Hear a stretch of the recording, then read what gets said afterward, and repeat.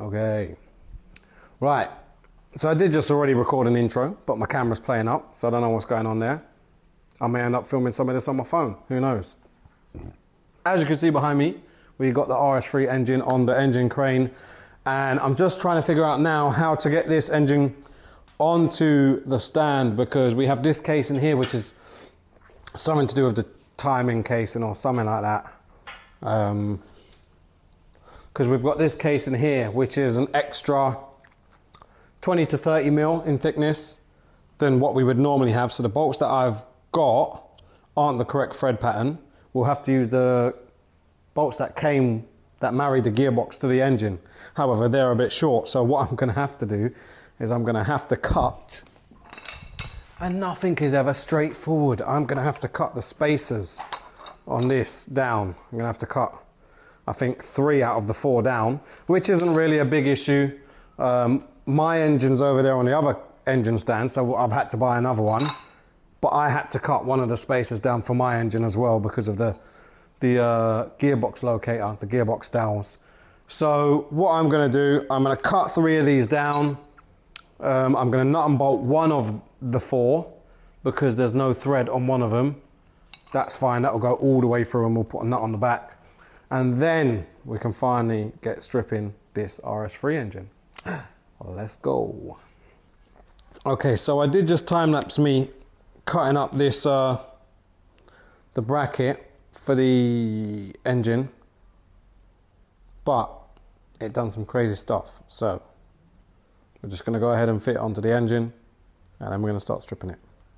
That's what we're gonna do, guys. So let's go. Of course, I'm back with the voiceovers. That can only mean one thing. You guys already know. The mics have been playing up. I know, I'm really getting sick of this. And you guys have to hear my voice even more. What can I say? So we started off, the engine is on the crane, and we're trying to set it up to put it on the stand. This can be a bit irritating at times. I've had to cut the spacers for the adapter to get it to fit. It was one thing after another to get to this point. I did really think, am I actually going to spend 2 hours just messing about before I can get stuck into the engine?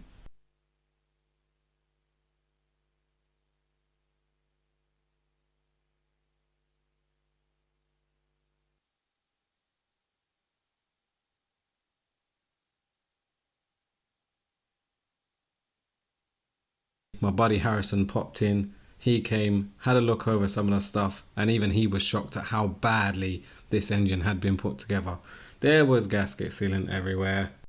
Things weren't as they should seem. He had a good look around and was kind of laughing about the whole situation. But it's never funny when people spend their hard-earned money with someone or a company thinking they're going to get top quality work, only to end up in a situation like this. It's actually heartbreaking. Anyways, back to the grind now. I just started attacking the engine. I was undoing nuts, bolts, clips, as much as I could just to try and make some sort of dent in the mound of work that I've got cut out for myself. There was a lot of stuff that I was finding in and around this engine build that I weren't really happy with. Even this, for instance.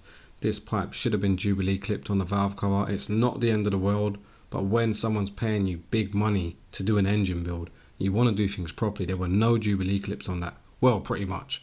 Almost no Jubilee clips. So obviously I take pictures and videos as I go along so that I can update the customers and show them what sort of stuff they're actually dealing with. Like this bolt was cut down probably half of the size it needs to be from factory. However, we are dealing with aftermarket parts, which always means you have to adapt and modify as you go along. Some of the stuff isn't done as the way I would do it. That's not why I'm criticizing. I can understand why they've done what they've done and the fact that some of it is working or has worked. Look at this. The turbo has cracked. Now, for instance, if that was me, if the turbo didn't fit correctly, I'd take pictures, I would send it over to the customer and say, look, we may have an issue with this. What do you want me to do? Where do you want me to go? But a lot of this stuff that I saw, I was shocked basically. From one step to the next, there was more and more things that sort of caught my eye, and I was like, you know what? This is unreal. Really, honestly, it is absolute joke. So this stud as well is half the size of the other studs that are in the head. I'm not sure why. Maybe the original stud pulled out or it snapped, so they extracted it. What I would do is replace it with what should be in there and continue. So yeah, I mean, it is what it is. Plenty of ways to skin a cat. I guess it works, but you know, in my opinion, I wouldn't be happy with that if it was my engine. Another thing I found, auxiliary belt tensioner with the thread pretty much stripped. I'm not even sure how that bolt was holding on. Obviously, something I later realised was on all of the injector loom plugs, they had been cut and rejoined. The reason for that is this has big injectors, so it was something that had to be done in order to fit the plugs to the injectors. If you watch here closely, I've zoomed in. This is a 10mm nut that's been shaved down so that it clears the oil line. Now, I don't really know how I'm going to get around this for the future, but it's not going to look like that. Now with the turbo removed, quick inspection. Yep, happy with it. Right, I'll go and put it down with the other parts. I've got some work to do. I moved around to the other side and I got involved with the inlet manifold. Now this was a little bit tricky. It is a 2-piece inlet manifold. I really thought it would come off in 1 piece, but I had to take the, I don't know, plenum, the front part off first. And what I saw was horrendous. Gasket sealant absolutely everywhere. To my surprise, I'm not surprised. The gasket sealant was on both the front and the back side of the gasket. Bear in mind that gaskets are there for a reason. One thing that did jump out to me, I know this has got big injectors, but it almost seemed as though they were sitting proud of the inlet manifold. So I don't know if that was an issue and it had not been sealing correctly. I spoke to the owner and he did tell me that they did have quite an issue with air leaks and air fuel ratio being off. So maybe that was the reason why. I don't know. But like I said, it disgusts me to see this level of gasket sealant all over someone's engine. I absolutely hate it. And if you guys follow me on Instagram, you'll see how much I absolutely rave about too much gasket sealant. It does my head in. But to also have too much gasket sealant and still have oil everywhere, make it make sense, guys. Please make it make sense. Okay. Right, so this has taken a lot longer than I expected it to take. Everything is very tight, very snug, and there's 1,000,001 bolts or screws or nuts. This is where I'm at now. I've got all of the coolant hoses off. I've got the main part of the loom off. I've got the injector loom off. I've got the turbo off. We've got the inlet manifold off, throttle body off. And then we've got a load of other bits and bobs scattered absolutely everywhere. So I'm going to have a tidy up shortly and put everything together. This is what we're left with at the moment. So yeah, I've got to get that off. Then I will move over to valve cover, take all the plugs out, take all the coil packs out. I'm going to bore scope the cylinders just to see if we have got anything that looks a little bit unhealthy in the cylinders. As I was saying, up here there's a few things that stand out, like you see 1, 2, 3, 4, 5 studs of a normal length and then a tiny one there, which was a little bit like okay, maybe there's a reason for it. That was the one with the normal, it was like a 13mm nut on it, and the rest of these had the 10 or 11, sorry, the 11 mils. So most of them had these on 11 mils, and then that one there didn't have one of these for obvious reasons. I don't know why they've put a small stud in there, but I would have just replaced it with a normal size stud, and then they could have reused the nut, unless that stud snapped and they had to extract it. In that case, you order a new one and replace it with what it is. The 10mm, I can kind of understand this situation. However, there are a few things that you can do different. Instead of going for one with shoulder on it, I guess you could try and use a fairly thin washer and just a 10mm, for instance. So that will give you a little bit less of a height. That's what was catching on the turbo. Yeah, apart from that, we're going to crack on with stripping the rest of this down and get the head off, get the sump off, and last couple of bits, I guess.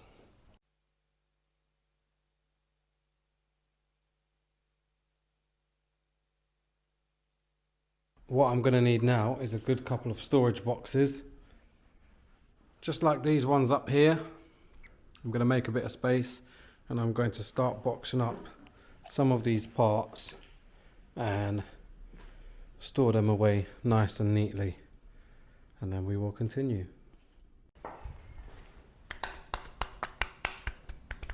Right, we're going to get all these coil packs out. Oh.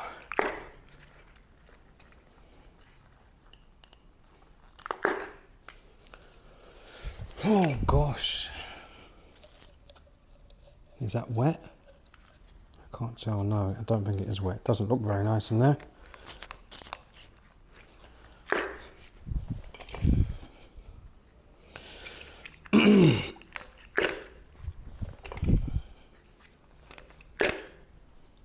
Like a glove. Right. It's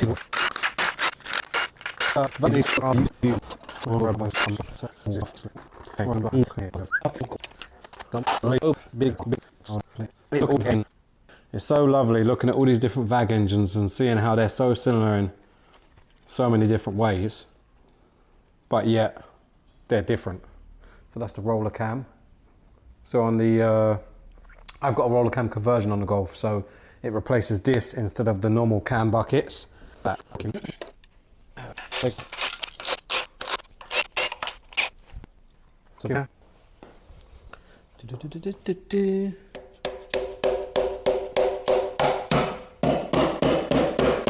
There we go.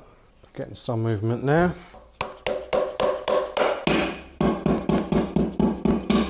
Scary stuff, man, because the amount of sealant on this is unreal. Cool. Look at that, baby.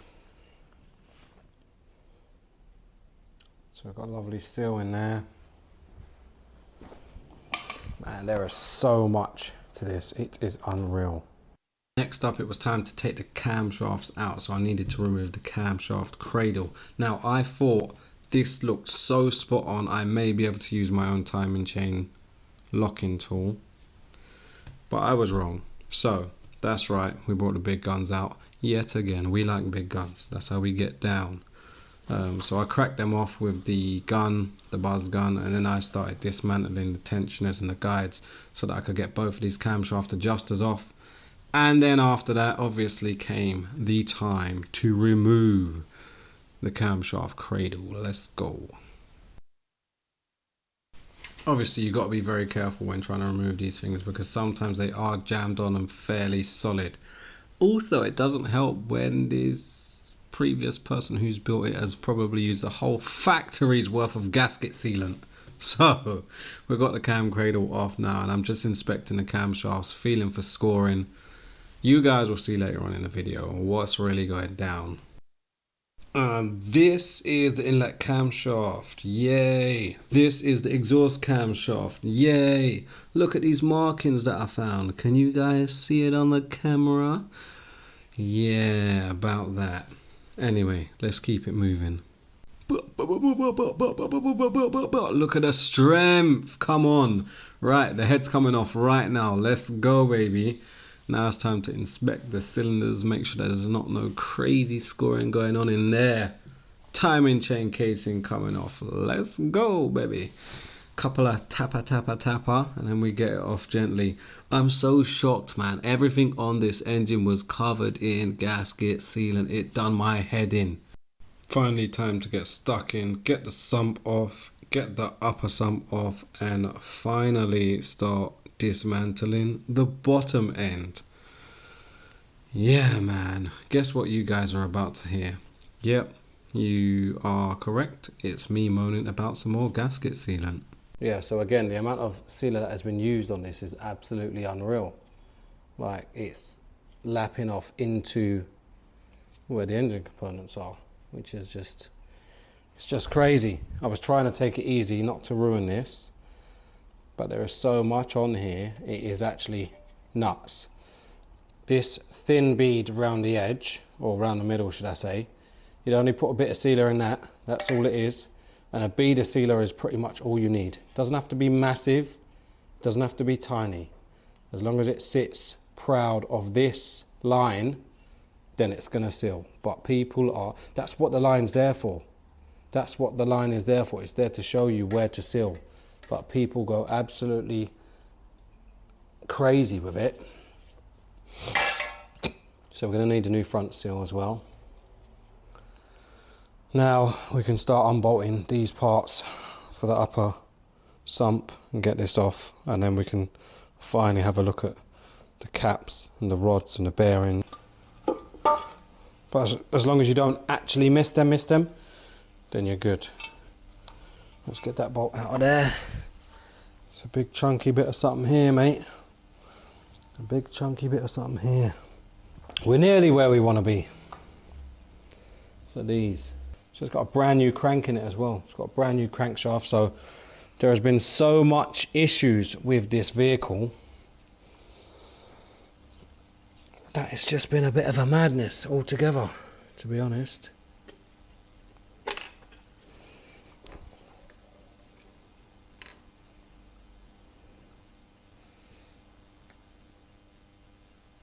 Fucking hell.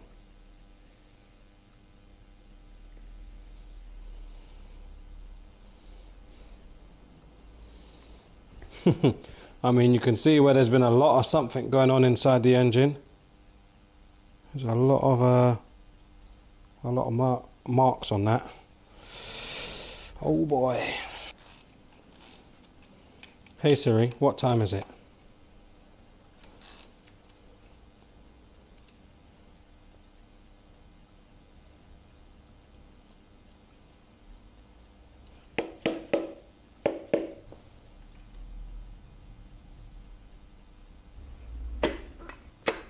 I mean, you can see how new everything is on this. It's actually unreal. God damn.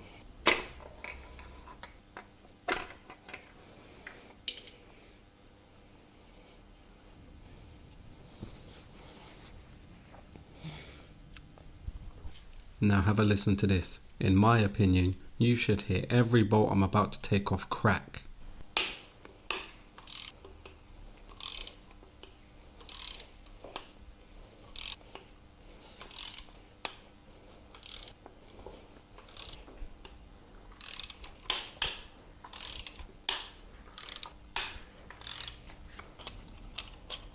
Maybe it's me being funny, but I don't feel like they were all that tight.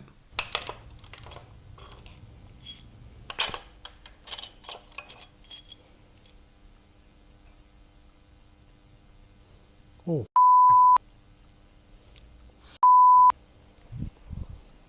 Right, you. This center, is it center? Oh no, that's number 3. The third cap on the crank. This bearing is pretty badly scored. Oh. Right, I can feel that with my thumb. That's never a good sign. That's never a good sign there. I'm going to continue stripping it down, but that's not good at all. I'm going to check the crank, see if I can see any damage on the crank at all. Or if I can feel any, should I say. It looks okay.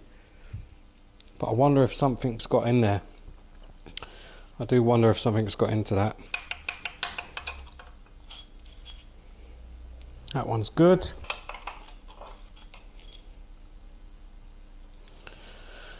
We're good on number 5. And we're good on number 6. So that is that now.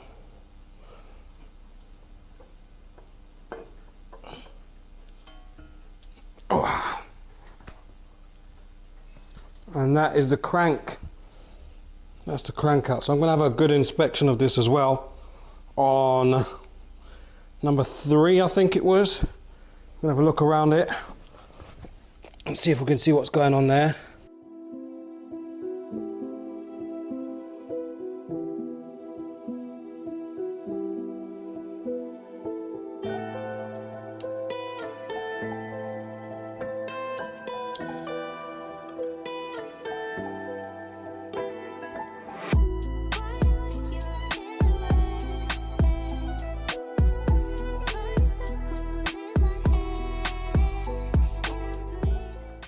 Okay, right, we are pretty much done with the engine strip, the engine teardown for this RS3. Unfortunately, I have seen a few things that raise alarms, like the way this engine has been put together, and I just feel as though I don't want to badmouth anyone. However, I do feel like the way this engine has been put together for a company that knows how to build engines should have been a little bit different to this. The things that I have found, obviously way excessive amount of sealant in and around the engine everywhere. I'll show you down here quickly. So this cap down here that I was talking about, that did feel smooth with the glove on, that is that's pretty horrendous in there. That's really badly scored. So that was number 3 cap for the crankshaft. Overall, like the build is not amazing, if I'm completely honest. It's just a bit worrying to see this amount of sealant absolutely everywhere. Obviously we've got a few marks on the crank, nothing that I'm crazy concerned about, and obviously we can see the wear on some of these bearings on the rods, which, don't get me wrong, they're due to wear because they are brand new.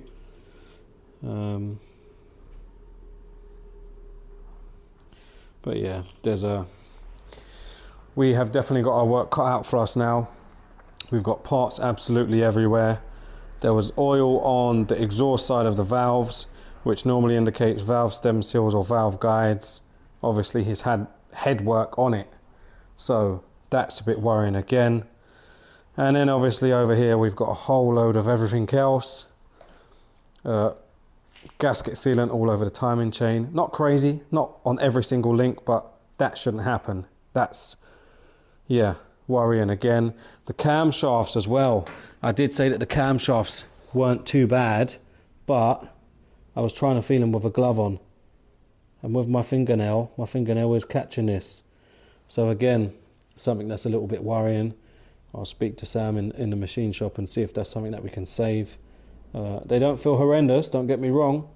They don't feel horrendous, but if it's an issue, if we can save it, then I'll save it. So that is pretty much it, guys. In the next video, I've got some more goodies for the Golf. I don't know if we're gonna carry on with the engine build at this point in the next video, but either way, I have got some more stuff to show you and I'm excited. The Golf has been driving absolutely faultless. I can't complain. I'm used to the power. It's carefree, like I said. It's good. It's good. I'm now 4-wheel drive. I'm not going to complain. But we need more power, guys. So that's it. Thank you guys for watching. I hope you enjoyed it. I'm hoping that these videos aren't too boring and too, you know, let me know what you guys want. Let me know what you want. Maybe we'll buy a little shit box and modify it. Maybe one of you guys can win a little modified shit box. Who knows? I don't know. But put it in the comments. Let me know what you guys wanna see. Let me know what you guys think of the videos that I'm doing. I'll see you in the next video. Beast mode to the world.